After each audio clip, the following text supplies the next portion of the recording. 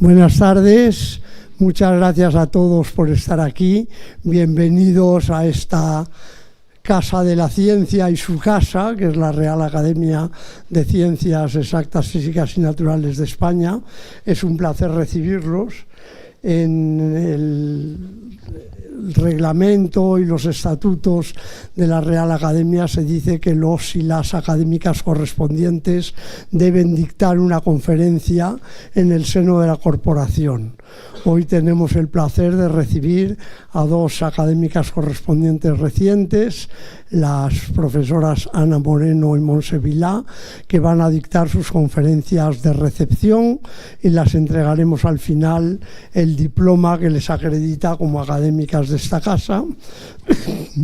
Yo, como presidente de la sección de Ciencias Naturales, me congratulo y felicito por recibirlas, pero sin más, porque tenemos relativo poco tiempo, voy a pasar la palabra a la académica Caridad Zazo para que presente a la profesora Moreno. Gracias. Bueno, me toca presentar a Ana Moreno. Ana Moreno Caballuz estudió es doctora en geología por la Universidad de Barcelona. Consiguió una beca Marie Curie, ongoing, que le permitió estar en la Universidad de Minnesota durante 2 años, donde se especializó en los cambios bruscos.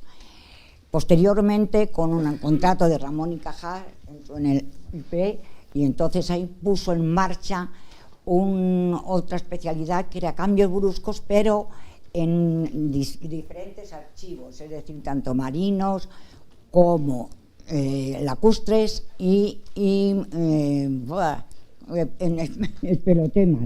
pelotemas. Pues muchas gracias, Cari. Bueno, antes de empezar esta conferencia, que va a ir sobre cambios climáticos rápidos, cambios climáticos abruptos, quería comenzar con los agradecimientos.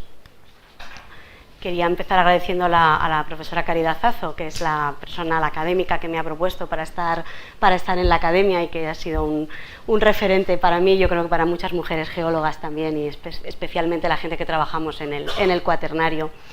Por supuesto, agradecer a la Academia de Ciencias, especialmente a la sección de Naturales, por aceptarme en esta institución, que es para mí un honor, y a mi grupo, al grupo en el que yo trabajo, es el Grupo de Paleoambientes Cuaternarios y Cambio Global del Instituto Pirenaico de Ecología en Zaragoza, un centro del CSIC. En esta foto veis a la mayoría de los miembros y bueno, les agradezco su trabajo y bueno, sin ellos pues esto que voy a presentar, o gran parte de lo que voy a presentar, pues no sería posible. Y voy a empezar con una gráfica que para mí, bueno, supone un hito en la paleoclimatología. Es una gráfica que representa 3 variables que tienen mucho que ver con el clima. Tenemos por un lado gases de efecto invernadero, el metano aquí abajo. Uy, esto es bastante complicado de moverlo muy despacio. Bueno, y el dióxido de carbono, el CO2, y es una gráfica obtenida a partir de sondeos de hielo de la Antártida, registros de hielo de cientos de metros que cubren nada más y nada menos que los últimos 800.000 años, como veis en esta escala. Aquí vamos de 800.000 años hasta la actualidad, hasta el cero. Es una gráfica que nos representa cómo ha ido cambiando el clima en los últimos 800.000 años y sobre todo lo que muestra mejor es que hay unos momentos fríos con bajas temperaturas y baja concentración de gases de efecto invernadero, que son los periodos glaciares, y otros momentos, que son los periodos interglaciares, con más temperatura y más concentración de estos gases de efecto invernadero. Esta gráfica ha sido tan importante que ha sido el motivo principal por la que a estos 5 científicos se les ha dado esta semana pasada, ha sido el premio de la Fundación BBVA de Fronteras de Conocimiento en la disciplina de cambio climático, porque han sido los que han generado estos datos, que han puesto de manifiesto de una manera muy contundente la relación entre temperatura, en concreto en la Antártida, y gases de efecto invernadero como el dióxido de carbono.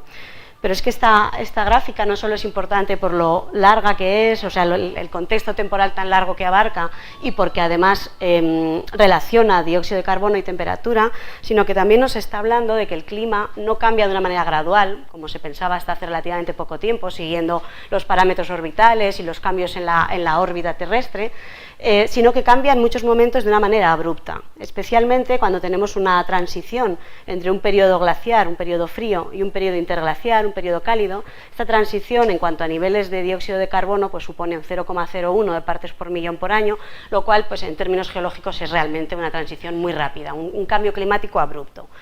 Pues bien, otra cosa muy interesante que nos permite esta reconstrucción del clima del pasado es hacer un zoom, centrarnos en los últimos pocos cientos de años y ver cómo han sido estas tres variables, ¿no? Y es lo que vemos en la siguiente diapositiva.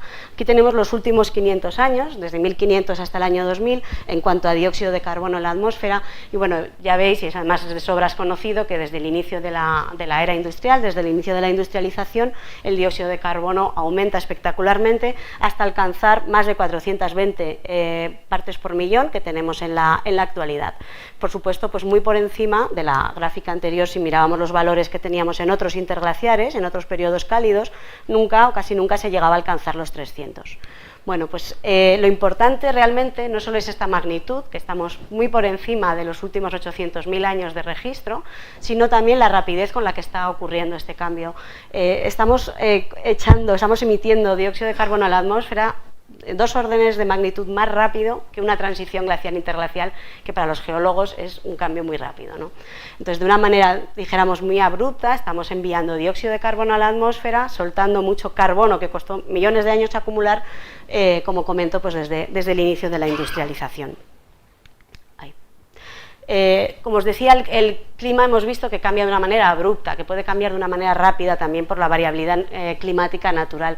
Y esto se debe a que hay muchos mecanismos de retroalimentación que están influyendo. No solo tenemos los parámetros orbitales, sino que tenemos también efectos como el aumento de CO2 que veíamos en la atmósfera, o otros procesos que llamamos tipping points en inglés, que son procesos a partir de los cuales, cuando los traspasamos o los superamos, pues se producen una serie de procesos en cadena, de cascada de procesos que tienen unas consecuencias en el clima que son bastante impredecibles. En esta imagen veis algunos de estos tipping points en el sistema climático.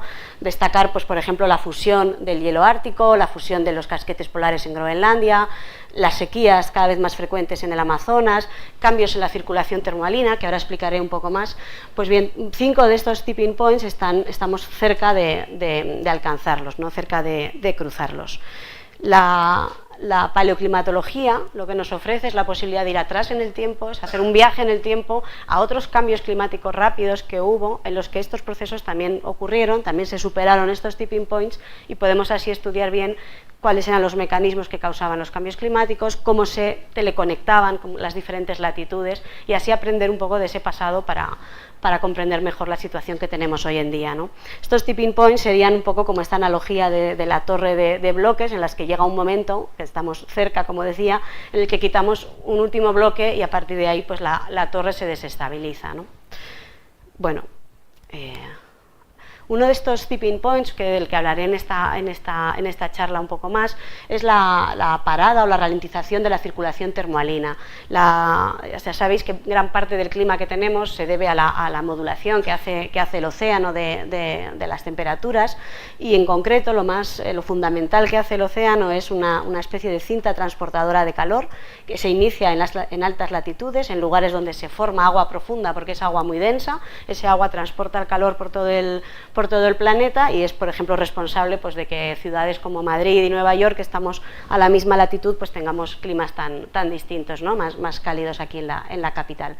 Este mecanismo, esta formación de aguas profundas, en el pasado ha ocurrido varias veces que se ha parado por completo, provocando cambios climáticos en una escala de generaciones humanas, o sea, de una manera muy rápida.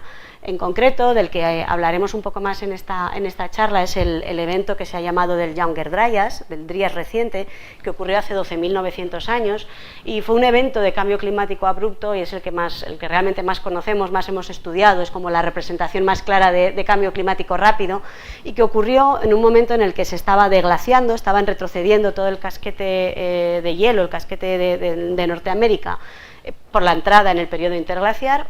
Toda el agua de fusión de ese casquete de hielo se estaba acumulando en una zona parecida a los Grandes Lagos.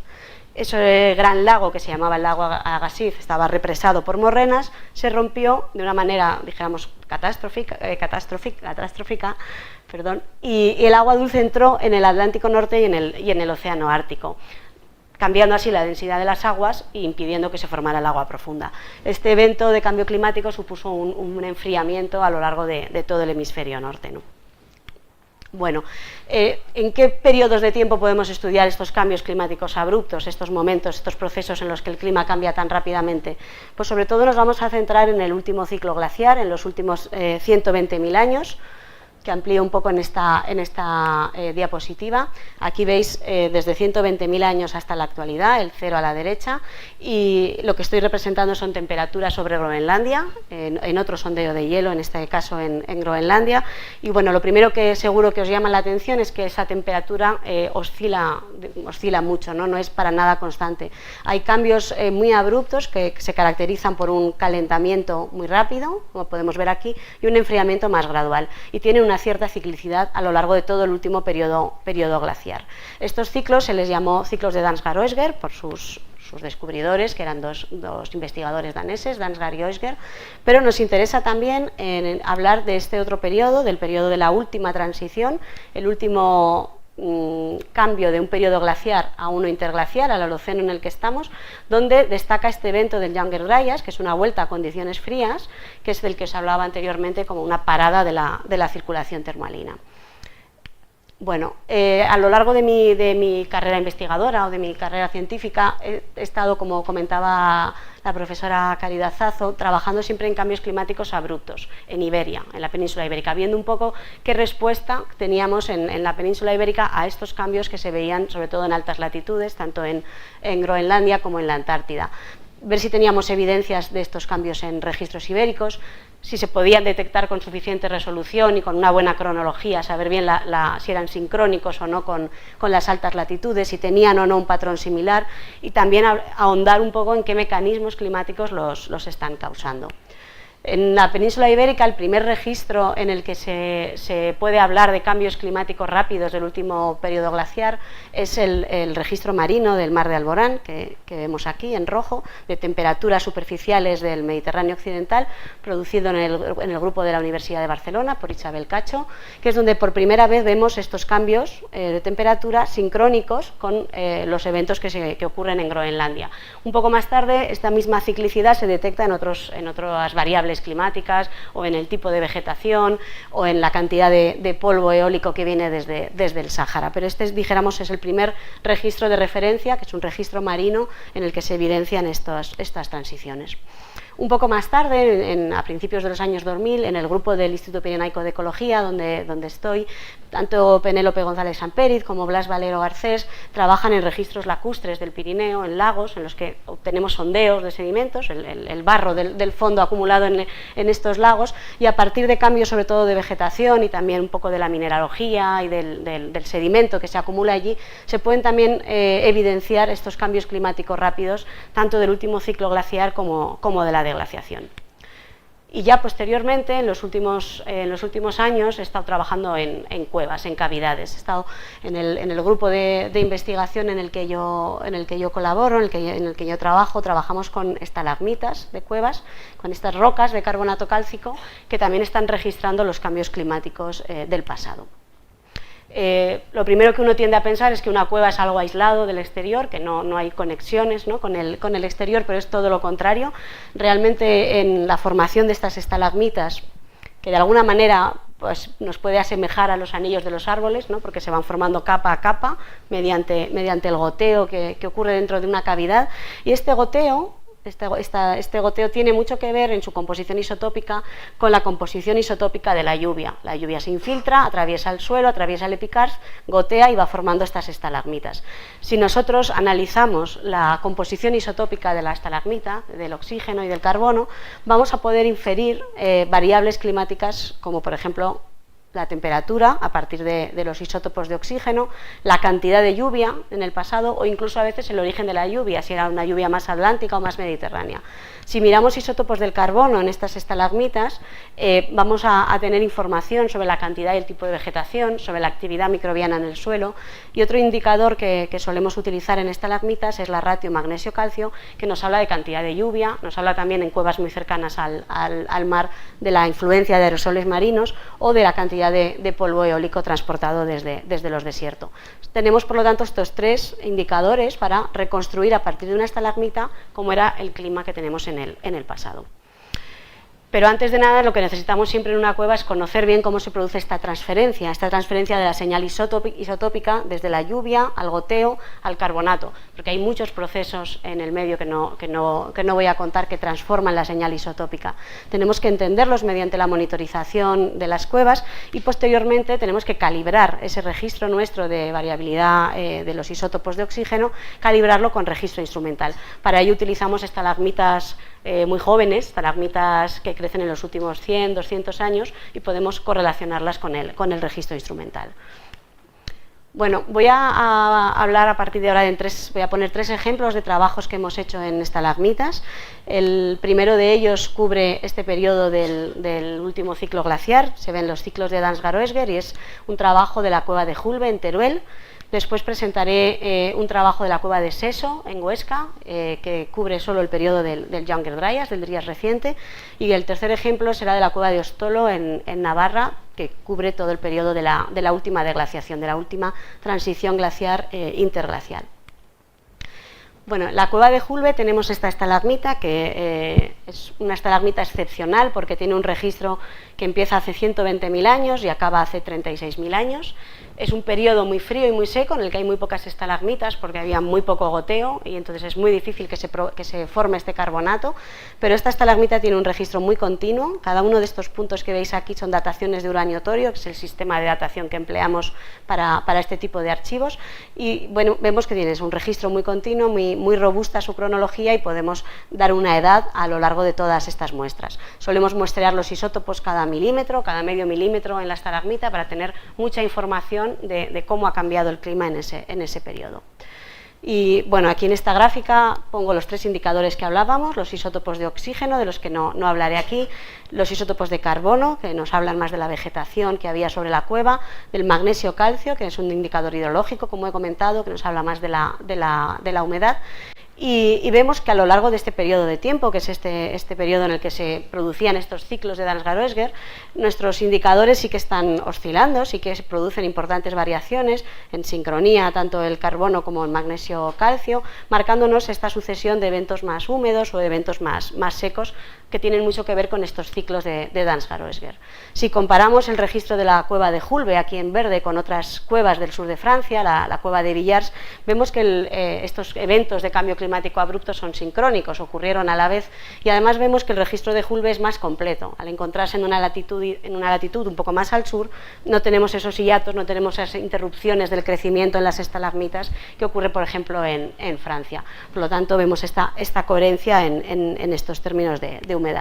En cambio, si lo comparamos con el registro de Groenlandia, el que he puesto antes de los sondeos de hielo de Groenlandia, de temperatura, aquí vemos que la correlación se puede establecer en los diferentes eventos de cambio climático rápido, pero hay un cierto desfase. Se alcanzan primero las temperaturas altas en Groenlandia y un poquito más adelante, un poquito más tarde, se alcanzan los máximos de humedad en el norte de la península ibérica. Detectamos, por lo tanto, un retraso respecto al calentamiento de Groenlandia. Nos pasamos ahora a la cueva de Seso, en Boltaña, en la provincia de Huesca, en una cueva en el Pirineo, y esta es otra estalagmita también excepcional, porque también crece en un periodo frío.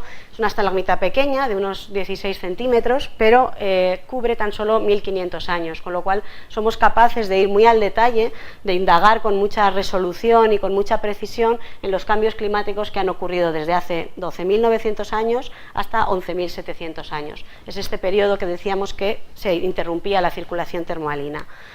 Esta estalagmita, que está en una cueva pequeña, perdida en el Pirineo, al lado de Boltaña, para los que lo conozcáis, pues tiene un registro espectacular de isótopos de oxígeno, lo veis aquí abajo, es este registro en negro, que si lo solapamos con el registro de Groenlandia, vemos que en esta gráfica intermedia, que son perfectamente sincrónicos, incluso a escala de décadas. O sea, los cambios que encontramos en Groenlandia, cambios térmicos muy importantes, se transfieren a estas latitudes de una manera prácticamente instantánea.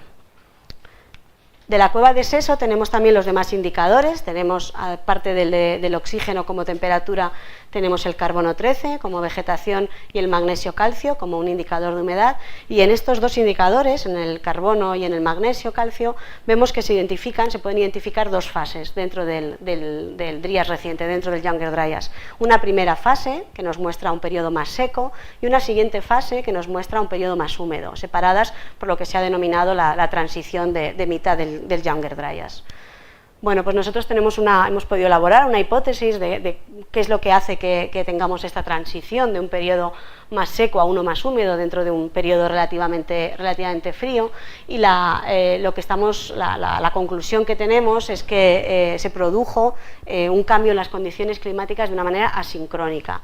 Estas gráficas que enseño aquí a la izquierda, esta es la de Seso, esta es un lago alemán y la naranja es un lago en el norte de Noruega, nos muestran que esta transición del medio del Younger Dryas ocurrió primero en Seso, hace aproximadamente 12.450 años, después en Alemania hace 12.200 y ya en Noruega hace 12.120 años. ¿Qué supone esta transición? ¿Qué supone este movimiento hacia el norte? Es un cambio en el frente polar, o sea, lo que tenemos es un momento muy frío al inicio del Younger Dryas, con el frente polar en una latitud muy al sur, muy poca humedad transportada desde el océano. A partir del momento en el que se empieza a retirar, a ir hacia el norte este frente polar, llega la humedad al Pirineo, posteriormente a Centro Europa y posteriormente al norte de Europa. Entonces es la primera vez que se está hablando de cuánto tiempo le cuesta a un mecanismo climático como la circulación termalina retroceder y volverse a reactivar en el tiempo, ¿no? O sea, si se llegara a parar, ¿cuánto tiempo pensamos que costaría volverla a poner en marcha? Y este es el último ejemplo que quería traer aquí, es de la cueva de Ostolo en Navarra, y tenemos también un periodo no muy largo, pero con mucha resolución, desde hace 18.000 años hasta hace 10.000, es este periodo de la deglaciación, de la transición de un periodo glaciar a uno interglacial, y en este caso los tres colores son tres estalagmitas que, como veis, pues replican muy bien la señal de todos estos cambios tan abruptos que ocurren en este periodo temporal. Si lo comparamos de nuevo con Groenlandia, la curva roja sería la de Navarra, la de Ostolo, y la gris la de Groenlandia, pues de nuevo vemos que en estas transiciones en temperatura son transiciones muy sincrónicas. Hay un registro de estos cambios abruptos de la última deglaciación que es sincrónico con Groenlandia, tanto en los calentamientos como en los enfriamientos. Y lo último que quería contar de la cueva de Ostolo es un trabajo que estamos empezando ahora y que es hacia donde más o menos queremos seguir en el grupo, que es empezar a cuantificar la temperatura para poder dar números, no deciros siempre pues hacía más frío, hacía más calor, pero queda como muy poco preciso. Pues gracias a isótopos analizados en inclusiones fluidas podemos ver estos cambios abruptos, cuántos grados supusieron de variación en temperatura anual, al menos en esta zona del Pirineo donde se han obtenido estas estalagmitas. Entonces, a modo de conclusión, tenemos evidencia de que sí que hay eventos de cambio climático rápidos en la península ibérica. Pues sí, sobre todo en este último ciclo glaciar están muy estudiados en registros marinos, lacustres y espeleotemas. Los hemos podido trabajar con suficiente resolución y con una buena cronología, y hemos podido además determinar que especialmente en temperatura son sincrónicos con las altas latitudes, con Groenlandia en este caso, y nos parece que los cambios de humedad, los cambios de vegetación tienen un cierto retraso, un cierto desfase. Y aunque no he hablado mucho de mecanismos climáticos, pues bueno, el cambio en la MOC, en la circulación del Atlántico, la circulación meridional del Atlántico, este cambio en las corrientes profundas, son fundamentales para provocar estos cambios rápidos. ¿Hacia dónde va un poco esta línea de investigación en concreto, ¿no?, en paleoclimatología? Pues bueno, por un lado, seguimos detectando y caracterizando estos cambios climáticos rápidos, pero como decía, hay ahora mucho más énfasis en la cuantificación. Necesitamos cuantificar exactamente qué cambio de temperatura o de humedad supusieron, de manera que así podemos también aportar datos a los modelizadores y poder indagar con más certeza en los mecanismos que los causan y además afinar, que eso es muy importante, en la predicción de los cambios climáticos del futuro. Y no quería acabar sin acercar un poco esta investigación paleoclimatológica a la situación que tenemos actual de cambio climático o de emergencia climática. Seguro que habéis leído que el año 2023 es el año más cálido desde que tenemos registro. 5 de estos procesos, de estos tipping points, estamos cerca de alcanzarlos, cerca de cruzarlos, con lo cual se podía producir esta caída, ¿no?, de la torre de bloques que os enseñaba. Estamos además en un planeta en el que explotamos los recursos como si fueran infinitos y que esto, bueno, estamos viendo que se cruzan varios de los umbrales que se han denominado umbrales seguros para nuestra vida en la Tierra, ¿no?, los límites planetarios. Aquí os marco el del cambio climático, es uno de los límites que hemos superado ya con nuestra actividad, ¿no? Y bueno, yo creo que muchos de los científicos y científicas que trabajamos tanto en clima como en paleoclima, pues tenemos un poco la sensación de que llevamos ya mucho tiempo, ¿no?, alertando de esta situación. Hay informes del IPCC, como bien sabéis, pues desde los años 90 hasta la actualidad. O sea, tenemos un poco esta sensación de repetición y de hablar de esta emergencia, ¿no? Entonces, bueno, a mí me parece importante sacar también aquí las peticiones de grupos internacionales como Rebelión Científica, que bueno, vemos que es el momento un poco de que haya un compromiso científico ante esta emergencia, que se diga la verdad y se actúe ahora para conseguir entrar en una transición, pero en una transición climática justa. Y esto era todo. Muchas gracias.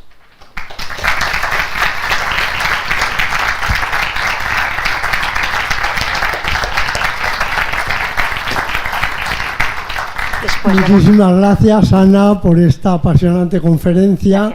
Tenemos el tiempo un poco justo, entonces vamos a proceder a la segunda conferencia y si al final nos queda algo de tiempo haremos un debate. Entonces tiene la palabra ahora Montse Vilá. Montse es profesora de investigación en la Estación Biológica de Doñana del CSIC, por tanto es compañera y amiga. Bueno, es una de las científicas internacionales más reconocida, lleva muchos años entre el 1% de los ecólogos y ecólogas más citados del mundo, es asesora de numerosos organismos internacionales y además es amiga. Es un placer presentarla y no quiero quitarle nada del tiempo que ellas puedan tener, así que cuando quieras, Montse, tienes la palabra.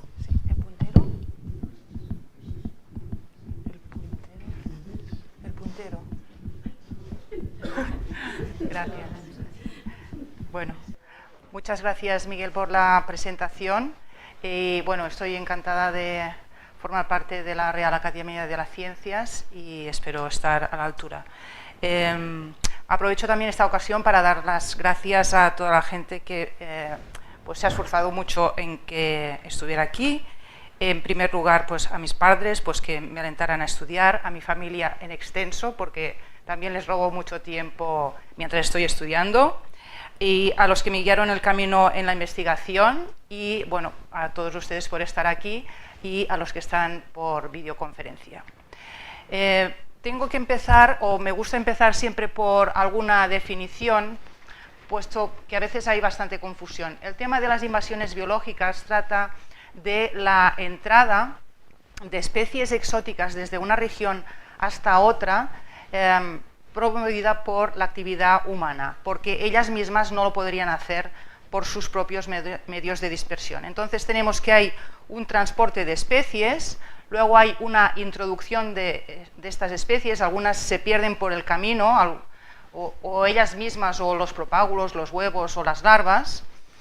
Algunas de estas especies introducidas se establecen, luego decimos que están naturalizadas, y aún habría otro filtro, y algunas de estas pasan a ser invasoras. Especies invasoras serían aquellas que son exóticas, se han expandido muy rápidamente y además pueden causar impactos en la biodiversidad o en la socioeconomía. Pero veremos también que hay algunas especies exóticas que pueden causar impacto sin que lleguen a ser invasoras.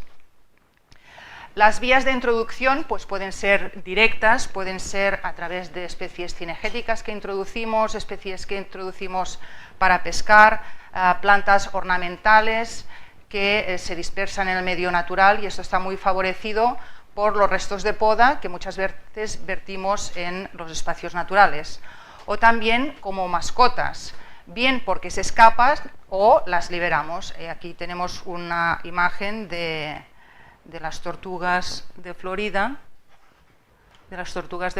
que durante mucho tiempo estaban depositadas en la estación de Atocha. Esto sería relativamente fácil de controlar, pero el problema es con las introducciones accidentales, por ejemplo, promovidas por el movimiento de tierras, o a veces malas hierbas, semillas de malas hierbas que están mezcladas con los cultivos, especies o sus propágulos que vienen con las mercancías. Aquí muestro unas ruedas porque posiblemente el mosquito tigre llegó a través del transporte, movimiento de estas ruedas, pues que siempre llevan un poco de agua encharcada, pues las larvas se pueden establecer allí. O por también el trasvase que puede haber, o las infraestructuras que hay y que ponen en contacto distintos ecosistemas. Y muestro aquí, pues, esto es verdad que va muy raro, el canal de Suez, que pone en contacto el Mar Rojo, un mar tropical, con el mar Mediterráneo. Pues las especies pueden ir pegadas en los cascos o bien en las aguas de lastre, o pueden migrar por sí solas, ¿de acuerdo? Hay nuevas vías de entrada en auge, por ejemplo, en el caso de las plantas es muy importante la xerojardinería. Las especies que estamos introduciendo ahora y que no necesitan ser regar, es normal que queramos plantas ornamentales de este tipo, pero es importante hacer un análisis de riesgo pues, para introducir y utilizar aquellas que no vayan a ser invasoras. Y como biocombustible también algunas especies que se han utilizado o que se está hablando de utilizar, pues precisamente se requieren especies que pues crezcan muy rápido, se plantan muy extensamente, y algunas de las propuestas pues son claramente invasoras. Esta imagen, las especies, son algunos ejemplos de especies exóticas invasoras que tenemos en España, y la voy cambiando con el tiempo porque las especies van cambiando. Por ejemplo, sabemos desde hace unas semanas que oficialmente el mapache es una especie naturalizada establecida en las Islas Baleares. O desde hace ya 5 años, aquí siempre mostraba el cangrejo americano, el cangrejo rojo, pero ya muestro el cangrejo azul, porque hace 5 años que lo tenemos y está establecido, muy invasor, empezó en el Delta del Ebro, pero también lo tenemos en el sur. Bien. El movimiento de especies lo hemos promovido en todas las civilizaciones. Si ahora estuviéramos a los inicios de la Real Academia de Ciencias, en 1847, pues, por ejemplo, para las rutas marítimas comerciales del momento, las principales serían estas. Nosotros lo que hacíamos era, nosotros digo Europa, en sentido amplio, pues enviábamos productos manufacturados a las colonias, y de las colonias pues llegaban materias primas, desde América pues algodón, tabaco, pieles, desde Sudamérica oro, plata, desde las Indias especies. Y eso pues ocasionaba un trasiego de especies importantes. Me gusta mucho hacer referencia a este libro de Crosby, porque es un libro fascinante y porque me lo regaló mi director de tesis, Jaume Terradas, cuando empecé a trabajar en este tema, y yo no era capaz en aquel momento de ligar de alguna manera las invasiones biológicas con los fenómenos históricos y con la importancia que tenían los factores socioeconómicos.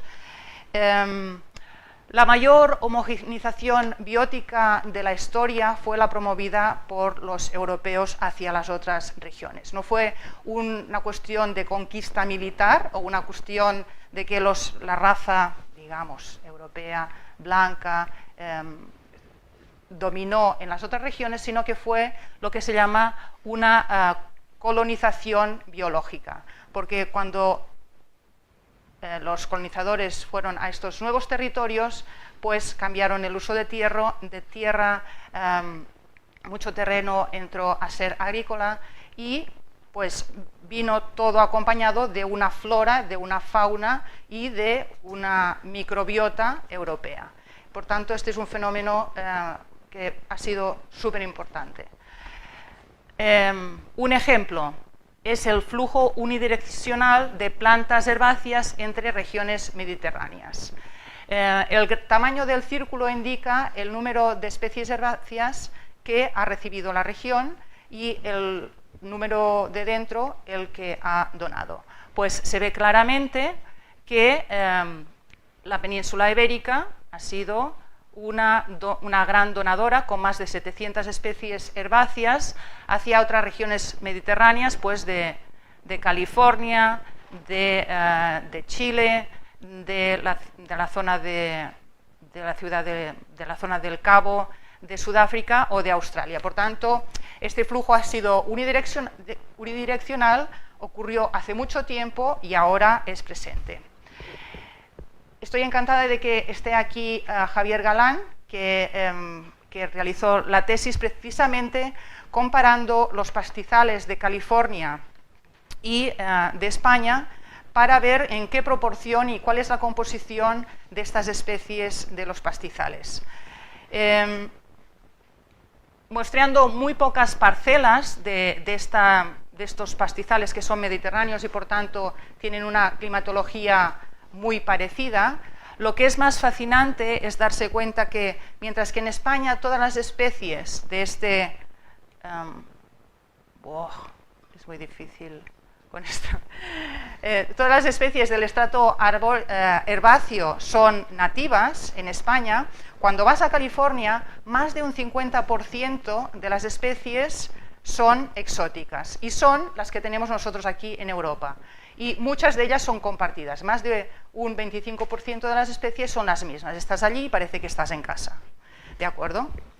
Algunas de estas especies son las gramíneas anuales, que son muy comunes, avena, bromus, brachypodium, y que ahora estamos comparando las distintas poblaciones para ver qué características tienen, en qué han diferido.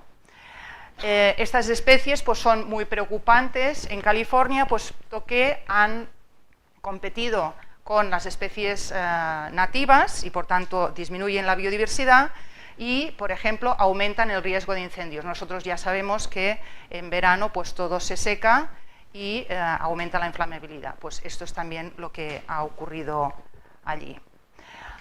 Por ejemplo, bueno, para ver la similitud taxonómica, cada puntito de estos representa una parcela y esto sería bueno, una relación entre la similitud y la distancia entre las parcelas. Cuanto más cercanas están, pues efectivamente son más parecidas, pero es relevante mostrar que hay parcelas que están en California y que en composición se parecen mucho más a las de España que a otras de California, que están en otras zonas.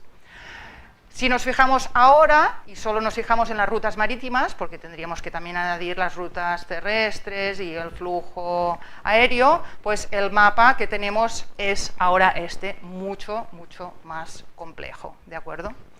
Entonces, en nuestro grupo lo que hemos intentado trabajar durante más de 25 años ha sido pues, estudiar cuáles son los motores que propician estas invasiones a escala regional, cuáles son los factores ecológicos que facilitan las invasiones una vez la especie exótica ya llega en la nueva región, o sea, y a escala más local.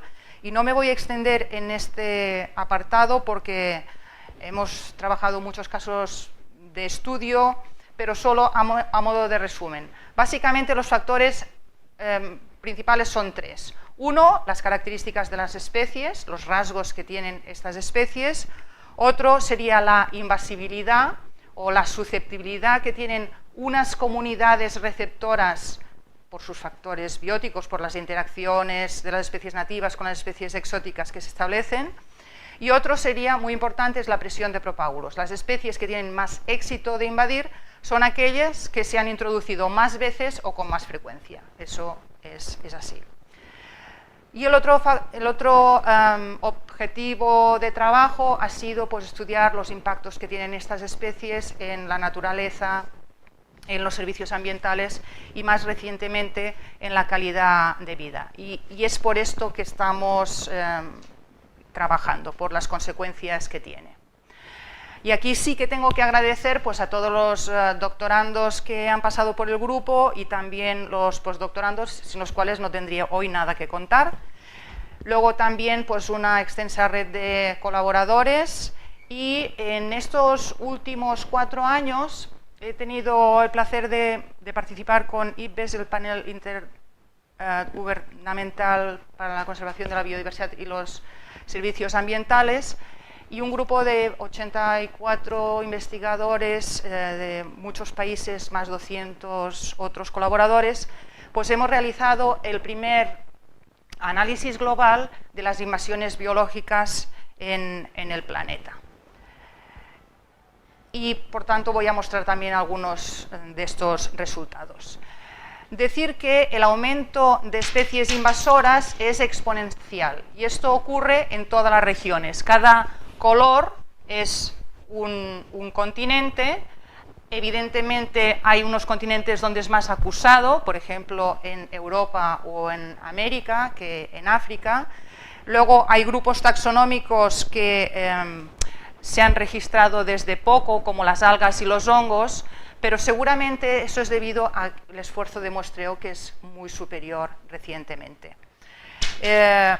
Y decir, pues bueno, que serían unas 70.000 especies que se han establecido fuera de su área de distribución original, ¿de acuerdo? No lo habrían hecho jamás por sus propios medios, y que no son siempre estas mismas especies las que van deambulando, por decirlo de alguna manera, sino que cada año se conocen 200 nuevas especies que se establecen en un nuevo lugar. O sea, no forman parte de esta... O sea, el año que viene habrá 37.200 especies, por decirlo de esta manera, ¿no? Siempre me preguntan cuál es la situación de España. Estos son valores absolutos y ahora pues ya lo podemos decir. España estaría en la media del número de especies exóticas establecidas, pero lo que es importante, me parece, es en mostrar el mar Mediterráneo, que está muy oscurito. Y esto es debido al trasvase de especies desde el Mar Rojo hacia el mar Mediterráneo, lo que se llama que el Mediterráneo se está tropicalizando. No solo porque estén entrando peces de colores del Mar Rojo, sino también porque se está calentando, ¿de acuerdo? Hace ya unos 10 años proporcionamos mapas de riesgo de invasión por plantas exóticas mediante el análisis de inventarios florísticos y, como veis, pues no hay una homogeneidad en el grado de invasión. Hay zonas, las zonas rojas serían las zonas más invadidas y son siempre las cubiertas de suelo, los hábitats que son más perturbados, los que tienen más recursos, y zonas verdes, que serían las menos invadidas, y por ejemplo se ve en el Pirineo o en la zona del sur este. Las zonas de climas extremos o condiciones extremas son las menos invadidas. Pero el clima no lo explica todo, y esto ya lo dijimos hace más de 10 años. Si miramos cuáles son los motores principales, agrupados en 3 grupos: las condiciones climáticas, las variables geográficas y las actividades socioeconómicas, Pues el clima es importante, ¿vale? Esto sería el clima. De las variables geográficas, la única que tiene un peso importante es la insularidad.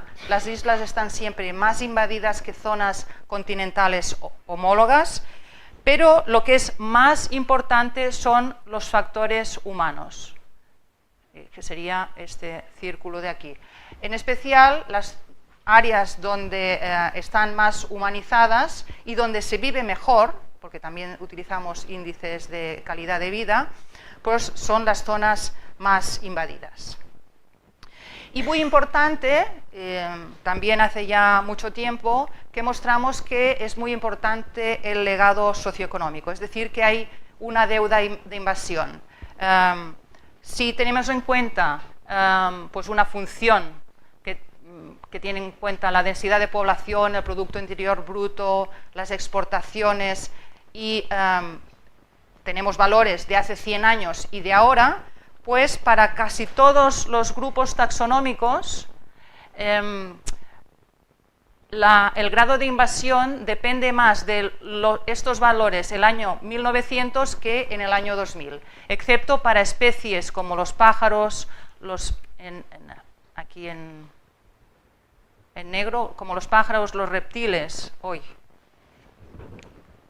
los reptiles o los insectos terrestres, que tienen más capacidad de dispersión y por tanto dependen de las actividades actuales.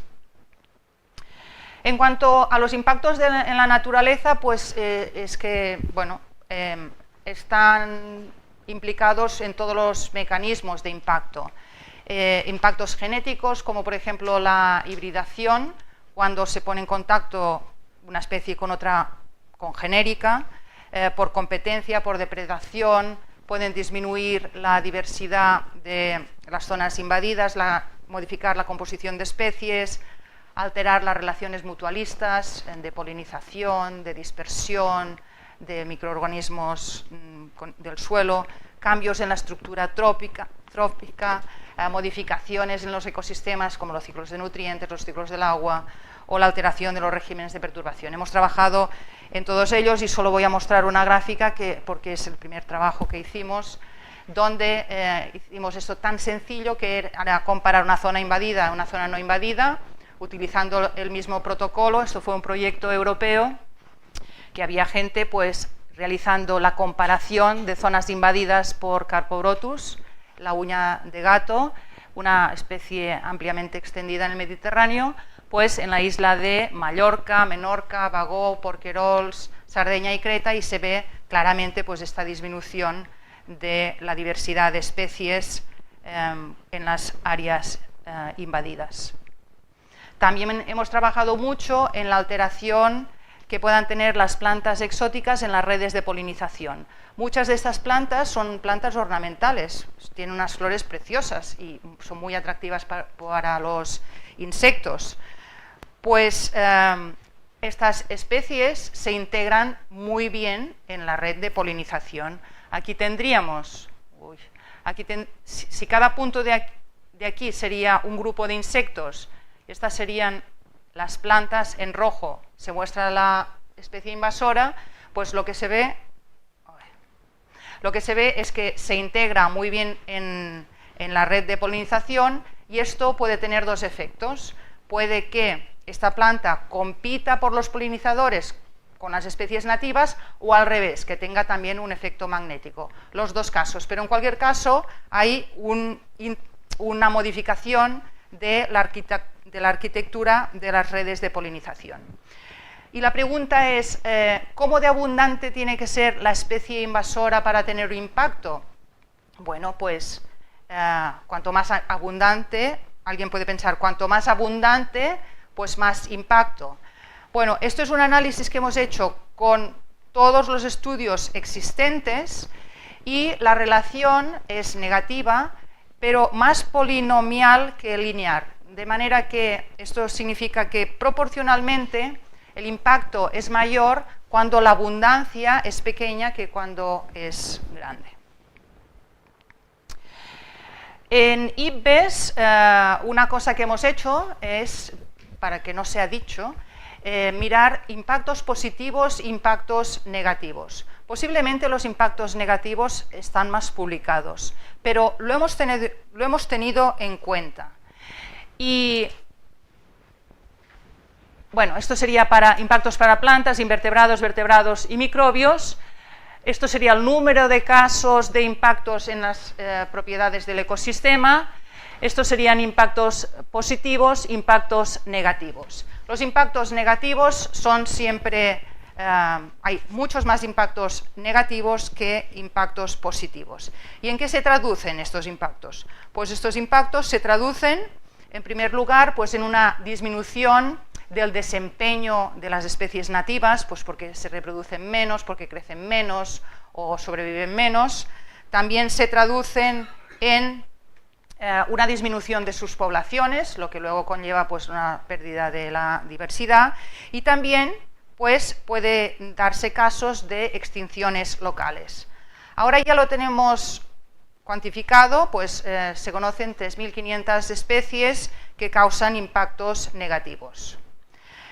Y también tenemos cuantificado cuántas especies han causado extinciones locales, que serían unas 218, que han estado implicadas en extinciones locales, en más de 1.200 extinciones locales, mayoritariamente promovidas por la introducción de vertebrados, seguido de invertebrados y plantas, y también algunos microorganismos. Pero lo que me parece más relevante es este dato de un 60%, que son extinciones globales en las cuales las invasiones han participado, no siempre como única causa, pero muchas veces como causa además de otras. ¿De acuerdo? Esto me parece que es importante. Sobre los impactos en los servicios ambientales también hemos trabajado muchísimo, y aquí me refiero pues a impactos que puedan tener en la disponibilidad de nutrientes en el suelo, pues zonas invadidas por mimosa aumentan la disponibilidad de nutrientes en el suelo, y esto es una alteración ecológica. Otro caso que muestro sería pues la introducción del jacinto de agua y la invasión en el Guadiana, que provoca pues problemas de regulación del agua, muchos casos de malas hierbas, pestes y plagas agrícolas, y también que pueden afectar la producción ganadera, impactos en las infraestructuras como el mejillón cebra, y aquí lo muestro pues obturando una hélice, y en la salud humana.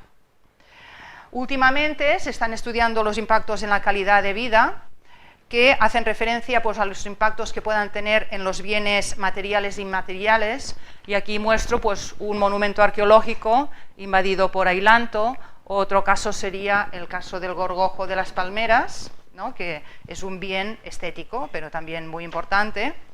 Impactos en la salud, en las relaciones sociales, espirituales y culturales, en la seguridad, y aquí muestro una señal. Esto para nosotros es anecdótico, pero hay poblaciones indígenas que realmente su seguridad está en peligro por la introducción de especies, ¿no? Otros impactos sería en la libertad de elección y acción.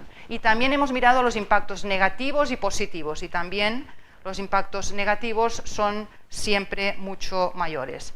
Los impactos son múltiples, y para poner un ejemplo, pues la alga asiática Rugolopteryx okumarae, que a los que nos gusta la playa de Cádiz, pues es que la tenemos invadida, y esto es un impacto en la biodiversidad, es un impacto pues que también pues altera que podamos disfrutar de la playa, y también es un impacto para las pescas, porque las redes se le enredan con el alga. Y en colaboración con una compañera de Ana Moreno, de Belinda Gallardo, pues estamos mapeando la provisión de servicios ambientales a nivel europeo, y si sobreponemos encima la distribución de las especies, pues podemos tener áreas que serían puntos calientes de servicios ambientales y que también son a la vez invadidos. Y aquí muestro dos ejemplos, que sería el control de las inundaciones y la recreación diaria, como dos servicios ambientales importantes. Los costes por daños y por gestión pues son relevantes. Esta escala no es lineal, es logarítmica y asciende a 423 billones de dólares anuales. Este dato a mí no me dice nada, pero para tener una comparación, si lo comparamos con desastres naturales, como terremotos o erupciones volcánicas, pues el coste de las invasiones biológicas es más elevado, solo es mayor la de las tormentas. Y mayoritariamente serían pues los daños que ocasionan insectos, como por ejemplo plagas, mamíferos también, bueno, vertebrados en general, plantas, y aquí también se muestra pues un mapa de cuáles serían las zonas, las áreas del planeta donde ocasionan mayores costes. A veces el coste es debido a los daños y a veces a la gestión. Por ejemplo, en Australia, que invierten mucho en gestión, pues claro, es un coste importante. Los mensajes finales pues serían que las actividades humanas han alterado la distribución biográfica de las especies, que un 10% de las especies exóticas ocasionan impactos en la naturaleza, en los servicios ambientales y en la calidad de vida, que un 85% de los impactos son negativos y, muy importante, que las actividades socioeconómicas de hoy van a determinar pues, las invasiones biológicas del mañana. Quiero decir también que la gestión y las políticas son insuficientes. Hay un 83% de los países que no tienen ningún tipo de legislación para prevenir el control de entrada ni tampoco regular pues, la eliminación. Y un 45% de países pues no invierten nada en gestión. Y también hemos trabajado mucho en análisis de riesgo de invasión, por ejemplo, para saber qué especies aún no están y pudieran llegar, pudieran establecerse y pudieran causar impacto, lo que se dice un análisis de horizonte. Lo hemos hecho a nivel europeo, lo hemos hecho a nivel de España hace pocos meses y ahora actualmente lo estamos haciendo para las Canarias, pues por su singularidad y porque también son, pues, es un archipiélago muy, muy invadido. Y pues nada más, muchas gracias.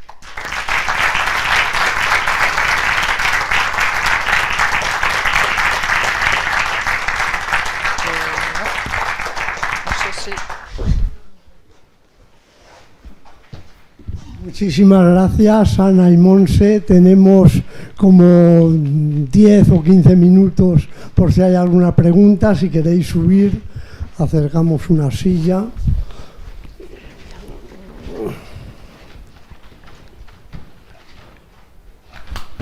Anda, siéntate por aquí. Vamos a ver si hay alguna pregunta entre la gente de la sala.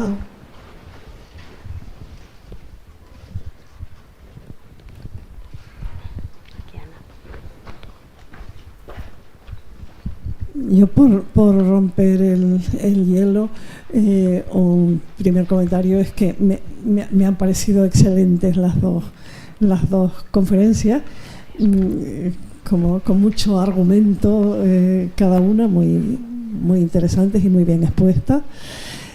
Yo quería hacer una pregunta muy rápida, en primer lugar a Ana, que ¿podemos entonces relacionar las glaciaciones, los periodos glaciales? En primer lugar, dime cuántos hay, porque yo ya lo que había estudiado como las grandes glaciaciones me parece que ya no sirve, ¿no? O sirve poco. Bueno, es que es lo mismo, pero hacia atrás en el tiempo los podemos, todo el cuaternario está puntuado por ciclos glaciares e interglaciares, con una periodicidad de más o menos 100.000 años, o sea, pues no sé cuántos salen, pero pues sí, 20 o así, glaciaciones. Bueno, eso desde el punto de vista evolutivo de algunos grupos biológicos nos había vuelto locos y ahora se entienden mejor, ¿no? En segundo lugar, te quería preguntar, estas glaciaciones, por lo que has explicado sobre las corrientes las térmicas de fondo, ¿siempre se puede relacionar con eso o no siempre? Porque me parece que luego hiciste comentarios un poco más diversos. Sí, no es esa la única causa. O sea, la causa fundamental que marca el que se entre o se salga de un periodo glaciar o interglaciar está ligado a la cantidad de insolación que recibimos del Sol y cómo se distribuye en las diferentes latitudes. Y eso es la teoría de Milankovitch, que eso sí que es algo como muy aceptado desde hace muchos años, y eso explica las variaciones graduales en el clima. Lo que pasa que lo que se ha visto un poco más recientemente es que esa teoría por sí sola no explica por qué se sale tan rápido de una glaciación y se entra en un periodo interglacial. Y ahí es donde entran todos estos procesos de retroalimentación, que está pues la cantidad de dióxido de carbono, las corrientes marinas, diferentes procesos que hacen que ese cambio no sea gradual, no vaya cada 100.000 años exacto, sino que hay cambios mucho más abruptos. Gracias. Y una pregunta muy cortita para Montse. En la consideración de efectos positivos y efectos negativos, ¿se tiene en cuenta las características de paisaje o no? Porque puede haber, y de hecho en Canarias ocurre casi todo con lo de las invasiones, lo bueno, lo malo, lo regular. Pero, por ejemplo, los cambios de paisaje, pongo por caso la invasión de gramíneas en Canarias, donde casi todas son invasoras, marca unas diferencias paisajísticas tremendas. Por ejemplo, el que ahora haya agostado en los acantilados, cosas así. ¿Esas se consideran las agresiones como efectos negativos, las agresiones al paisaje, o no se consideran o todavía no se han considerado?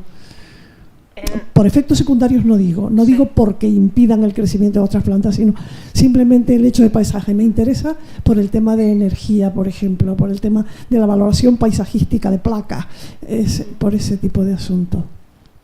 Pues muy importante lo que dices. Cuando hemos analizado el impacto en la naturaleza, solo nos hemos atrevido a... Piensa que esto está basado en estudios que haya, ¿no? Solo no nos hemos atrevido a decir impactos negativos o positivos en las especies o las comunidades, que crezcan más, menos, que haya más, menos diversidad. Pero a nivel de ecosistema no nos atrevemos, no hay una valoración. No.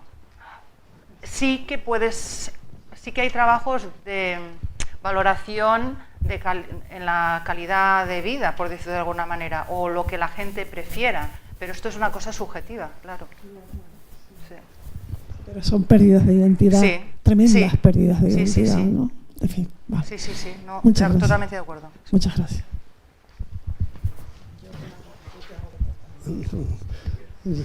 Sí. Gracias. Hola. Dos preguntas muy rápidas. ¿Te he entendido mal, Montse, o has dicho que el impacto es menor cuando... No, que el impacto de las especies exóticas invasoras es mayor cuando la abundancia es menor?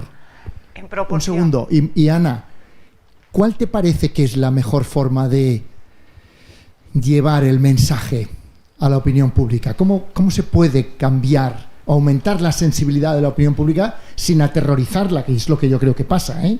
Que la gente no quiere escuchar lo que le preocupa? Gracias. Bueno, piensas tú, porque yo... En proporción. O sea, no es en valores absolutos, sino en proporción. O sea, digamos que el paso de tener 0 a 5% es mucho mayor, el impacto que tienen las especies nativas, que el que pueda tener de 50 a 55.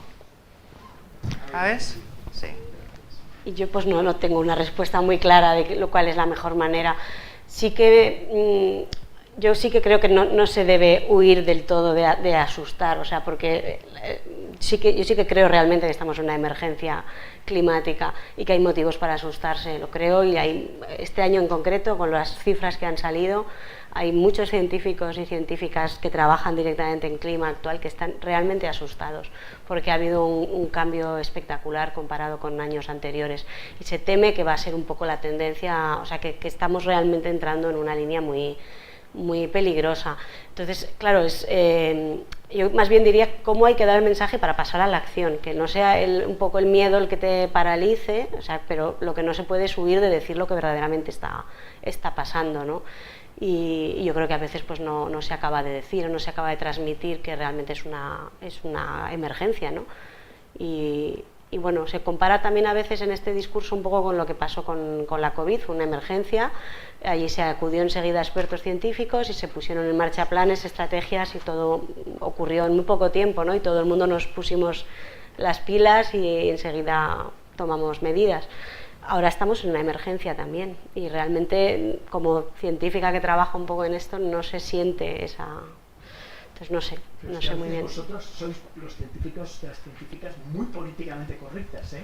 Algunos ya nos estamos ya cansando. No decís las cosas con la contundencia que te estoy oyendo.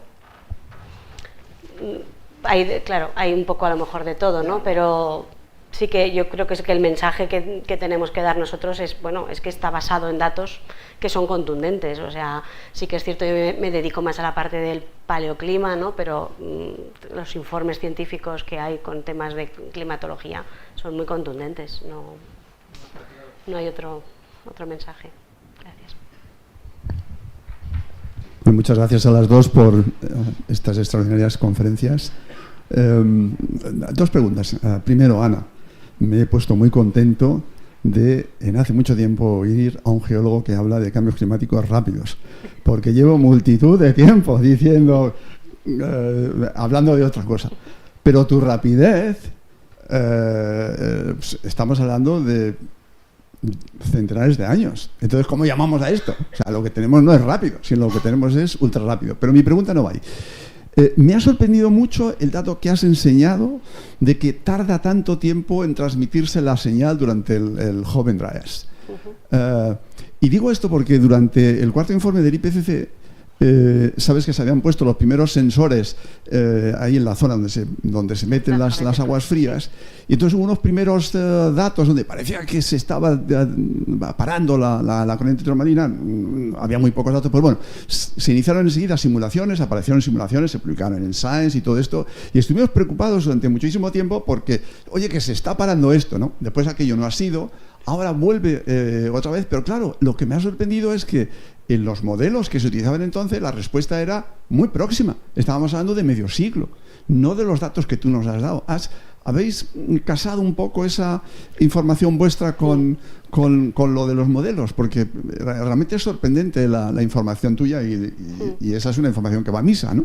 Sí, yo creo que lo que te refieres más tú es la parada de la circulación termolina. Eso yo sí que creo que es una cosa muy inmediata, muy rápida. Es un proceso, vamos... la inferencia sobre el clima, Sí, la inferencia sobre el clima, pero lo que mostraba yo más del día reciente es la salida de un momento, o sea, la reactivación de la circulación termalina, y eso no hay realmente muchos datos en el pasado de cuánto tiempo cuesta ese fenómeno, porque tienes que ir perdiendo el hielo marino, volviendo a restablecer altas densidades en la zona de formación de aguas profundas, y eso los modelizadores, cuando les comentamos que nos salían como un desfase de 300 años, ¿no? desde los datos que tenemos de Pirineos hasta el norte de Europa, les pareció que podía encajar con sus modelos paleoclimáticos. Entonces, entonces no te he entendido bien el mensaje. Yo creo que es diferente.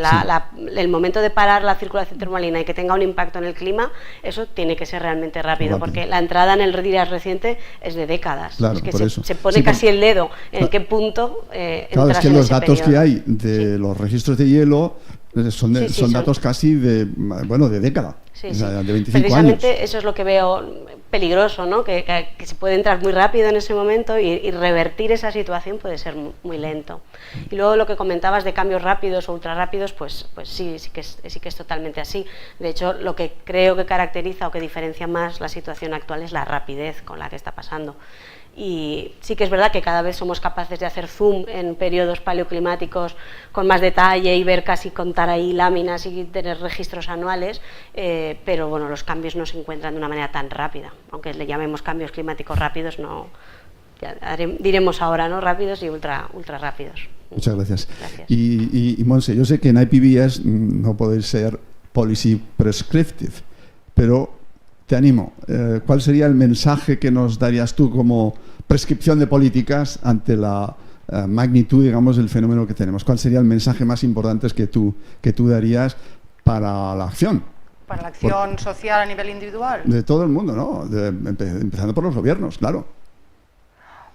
Bueno, o sea, por una parte sería el consumo de productos locales. Esto reduciría mucho pues la entrada de especies de fuera.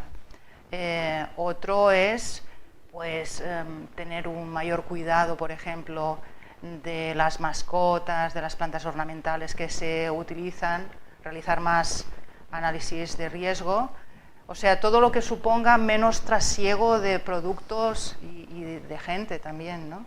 Digamos. Esto, muchas gracias. Sí.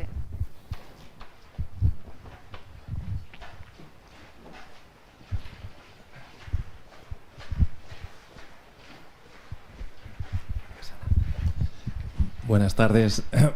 Felicitaros a ambas por vuestra entrada a la academia y por las charlas tan apasionantes y didácticas que habéis hecho. Mi pregunta es para Ana, y quizás en relación con la anterior pregunta, y nos explicabas muy didácticamente cómo se pudo activar la entrada en el DRIAS joven, Young Dryas. Pero la salida fue igualmente rápida. ¿Se conoce en temperatura? ¿Se conoce qué otro mecanismo pudo activar la vuelta al periodo cálido? Yo creo, vamos, por lo que yo sé del Younger Dryas, es la reactivación de la corriente termoalina, ¿no? Esta reactivación, que es lo que estamos viendo. Claro, es un evento que ocurre en la deglaciación, o sea, estamos aumentando el CO2, estamos entrando en el Holoceno, o sea, saliendo de un periodo glaciar. Supongo que sería un poco la suma de ambos procesos, ¿no? El continuar con esa deglaciación y con esa salida de un periodo glaciar y entrada en un interglacial, que tendría su efecto y que se iría reactivando la circulación termoalina. Pero el hecho de que sea otra transición abrupta coincide, o sea, hay una parte de los cambios que hay de dióxido de carbono en toda la deglaciación, que es como en dos pulsos. Hay uno que coincide con el final del Holoceno, o sea, final del Younger Dryas y inicio del Holoceno. No sé hasta qué punto, o sea, porque no van tan a la par, no son tan a la par. Hay mecanismos que son como más graduales, un crecimiento más lineal, y la salida del Younger Dryas es muy directa. Pero es curioso, ¿verdad? Porque el enfriamiento se origina por un evento catastrófico, ¿no? Se desborda ese megalago que hay en el norte de América. Sí. Pero la vuelta es igualmente rápida en cuestión de décadas. Sí. Entonces, ¿fue también la vuelta al calentamiento un evento es abrupta, no es catastrófico tanto, o hay algún tipo de mecanismo de retroalimentación? Lo pregunto porque en qué medida este tipo de mecanismos de retroalimentación que conducen a un forzamiento positivo, un incremento de la temperatura, se pueden estar dando o se pueden dar a lo largo del siglo. Me parece que es interesante también saber por qué esa vuelta al periodo cálido fue igualmente rápida. A ver, el aumento de dióxido de carbono que ocurre en ese momento de la deglaciación tuvo que actuar como un fenómeno de retroalimentación. Lo que no sé hasta qué punto puede tener toda la responsabilidad en que haya un cambio abrupto ahí. En cualquier caso, el Younger Dryas era un periodo frío en el que se estaba aumentando el CO2 y ahora se está aumentando el CO2 en un periodo ya cálido, que eso es lo que también hace diferente el cambio de la circulación termoalina, y eso es todavía muy incierto que puede ocurrir. Muchas gracias a todos. No vamos a dar la palabra más porque tenemos que entregar los diplomas y terminar este acto que ha sido tan interesante. Entonces llamo primero a la doctora Ana Moreno en nombre del presidente de la Real Academia de Ciencias Exactas, Físicas y Naturales. Te entrego el diploma que te acredita como académica correspondiente. Muchísimas gracias. Enhorabuena. Nos hacemos una foto. Felicidades. Muchas gracias.